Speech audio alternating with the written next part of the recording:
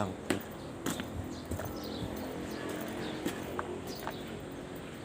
Sa may aircraft niya. Si valve yan sa dalom. Ayan na.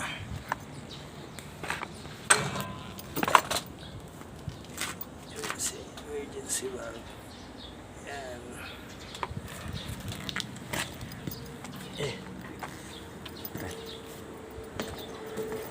Dito naman.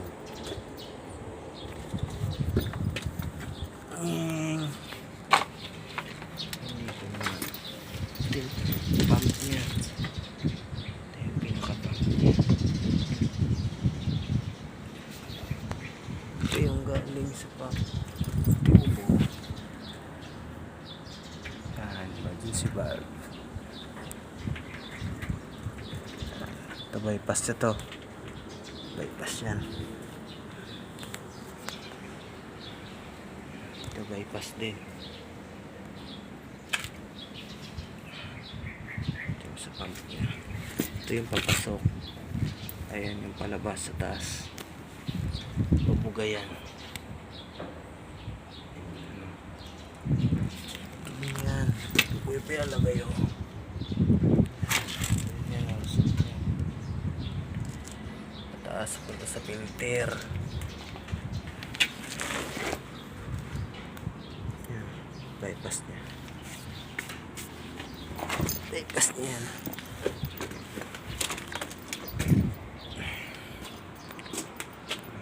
Ito yung sa ilalim ng filter.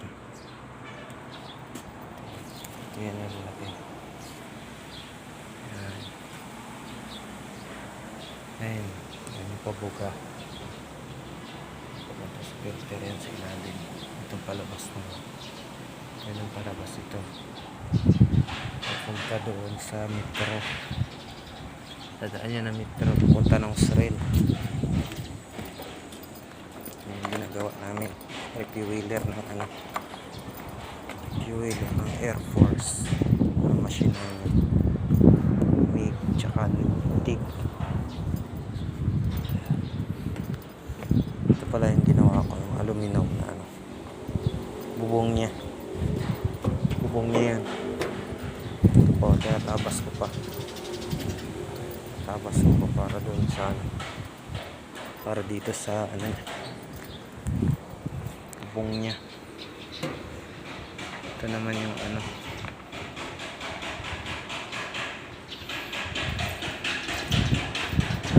Ito naman yung panel board niya para sa mga kids.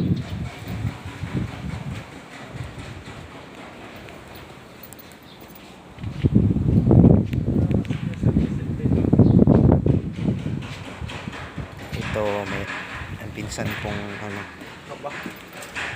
Talap ako eh. Oh, sige na.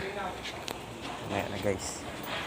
May pang bracket ng hagdanan niya dito sa likod. Pinipinturahan pa. Dito yan nakalagay.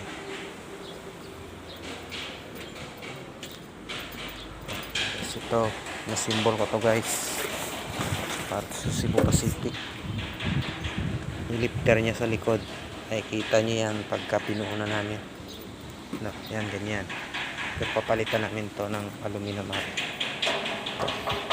kasi ano to mabigat, bakal yan eh. Gagawin namin aluminum ganito. Ito guys, pati yung tubo niya ginawa na yung maliit. Dati di uno to, ngayon 3/4 na lang. 3/4 na lang yun siya. Dati di uno yan. Naglagay tayo ng stick board dito para akyatan nila pag kabilaan yan. Plus kabila lagyan ko din yan.